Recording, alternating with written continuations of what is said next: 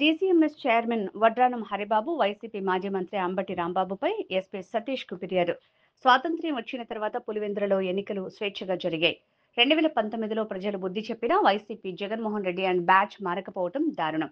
పశ్చిమ బెంగాల్ 2023 సంవత్సరంలో జరిగిన ఎన్నికల వీడియోను మార్ఫింగ్ చేసి సోషల్ మీడియాలో అంబటి రాంబాబు పోస్ట్ చేయడం సిగ్గుపడాల్సిన విషయం. పులివెందుల జడ్పీటీసీ ఎన్నికల్లో ఓట్లు రిగ్గింగ్ చేశారంటూ అంబటి రాంబాబు ఇతర రాష్ట్రాల్లో జరిగిన ఎన్నికల వీడియోలు పెట్టి సోషల్ మీడియాలో పోస్ట్ చేసి ప్రజల్ని తప్పుదోవ పట్టించడం ఏంటంటూ విరుచుకుపడ్డారు.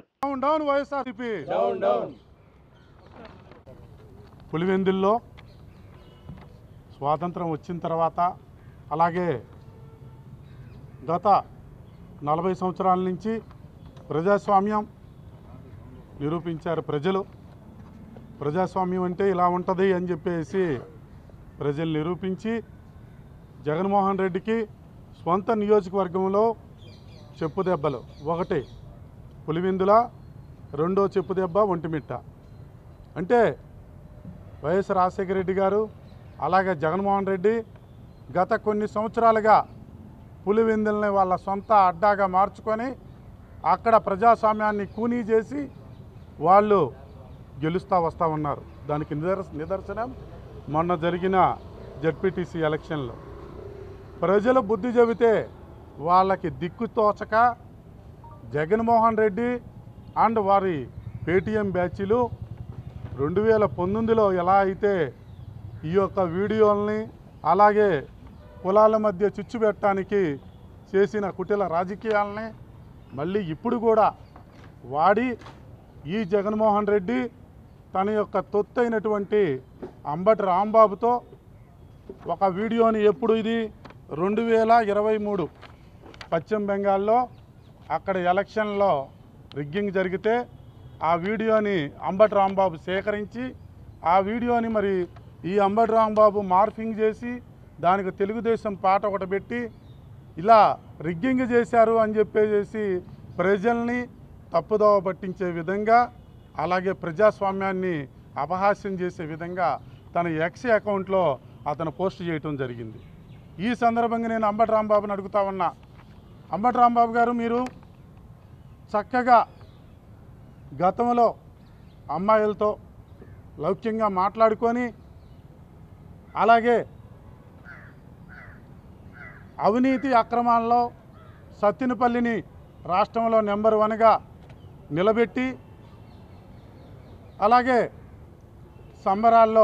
సంబరాల రాంబాబుగా పేరు గడించి నీ యొక్క వాక్చాతుర్యంతో ఎవరినైనా కూడా అది నంది అంటే నంది కాదు పంది అని చెప్పి చెప్పించగలిగినటువంటి వాక్చాతుర్యంతో గత 5 సంవత్సరాలను ఇష్టారాజ్యంగా ఎవరిని పడితే వారిని నోరుంది కదా అని ఇష్టం వచ్చినట్టుగా మాట్లాడే నీవు ఇవాళ ఇప్పుడు ఉన్నది కూటమ ప్రభుత్వం, ఒళ్ళు దగ్గర పెట్టుకో. ఇప్పుడు కూడా నువ్వు గతంలో చేసినట్లుగా వీడియోలు మార్ఫింగ్లు, పిచ్చి పిచ్చి కోతలు, పిచ్చి పిచ్చి రాతలు నువ్వు చేస్తే చంద్రబాబు నాయుడు గారైనా జాలితో వదిలిపెడతారేమో కానీ ఇక్కడ ఉన్నది కూటమి ప్రభుత్వం, యువ నాయకుడు నారా లోకేష్ బాబు గారు అలాగే ఉప ముఖ్యమంత్రి పవన్ కళ్యాణ్ గారు, వాళ్ళు మాత్రం నీ పిచ్చి పిచ్చి వేషాలకి చూస్తా ఊరుకోరు. చట్ట ప్రకారంగా నీ తోలు తీసి తాటగట్టి పక్కన పెడతారని చెప్పి ఈ సందర్భంగా హెచ్చరిస్తా ఉన్నా.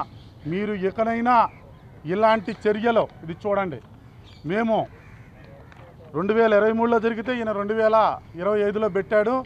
పెట్టిన కొద్ది సమయానికే ఈయనకి సుమారుగా 2,66,000 మంది వ్యూస్ ఎలా వచ్చినాయి? 2,66,000 మంది వ్యూస్ ఎలా చూశారు? మీ పేటీఎం బ్యాచీలు మీరు పేమెంట్తో దీన్ని యాడ్స్గా రన్ చేసి తప్పుదోవలు పట్టించి ఇవాళ ప్రజాస్వామ్యబద్ధంగా కూడా ఎలక్షన్లు జరిగితే అంటే మీకు అనుకూలంగా ఫలితాలు రాలేదని చెప్పేసి మీకు ఇష్టం వచ్చినట్టుగా మాట్లాడితే చెల్లుతుందా? అందువలన మేము ఈ రోజున తెలుగుదేశం పార్టీ, జనసేన, బీజేపీ నాయకులు, కూటమి నాయకులు అందరం వచ్చి ఇక్కడ జిల్లా ఎస్పీ గారికి ఈ విషయం మీద వాళ్ళకి కంప్లైంట్ ఇచ్చి వారిని మేము ఒకటే చెప్పాం, ఇలాంటి క్షుద్ర రాజకీయాలు అలాగే ఈ యొక్క మాఫియా, ఇది ఒక రకమైనటువంటి మాఫియా, జగన్ మాఫియా, గతంలో రాష్ట్రాన్ని పట్టి పీడించి ప్రపంచవ్యాప్తంగా ఆంధ్రప్రదేశ్ని ఒక అవినీతిమయంగా పేరు తీసుకొచ్చి ఇలా బస్టు పట్టించిన వీళ్ళని శిక్షించాలని మేము ఈరోజు ఎస్పీ గారికి కంప్లైంట్ ఇచ్చాము.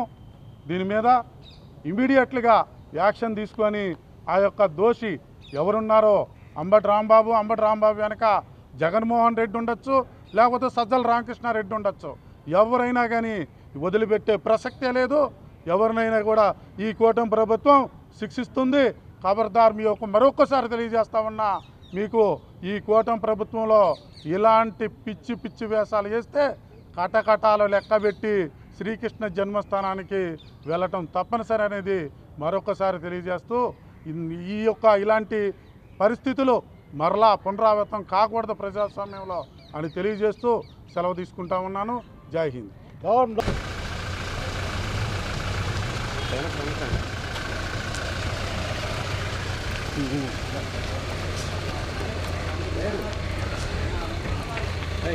చిన్నగా కొంచెం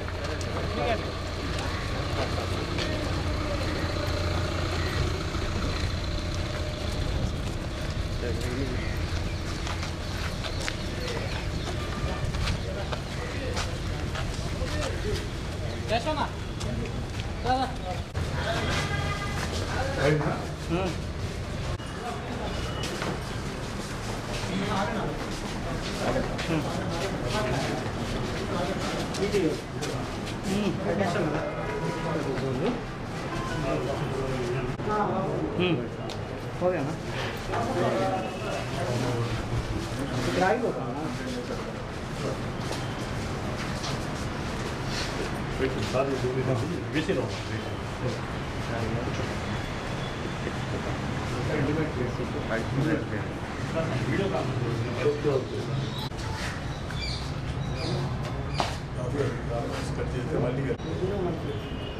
అది బయటలే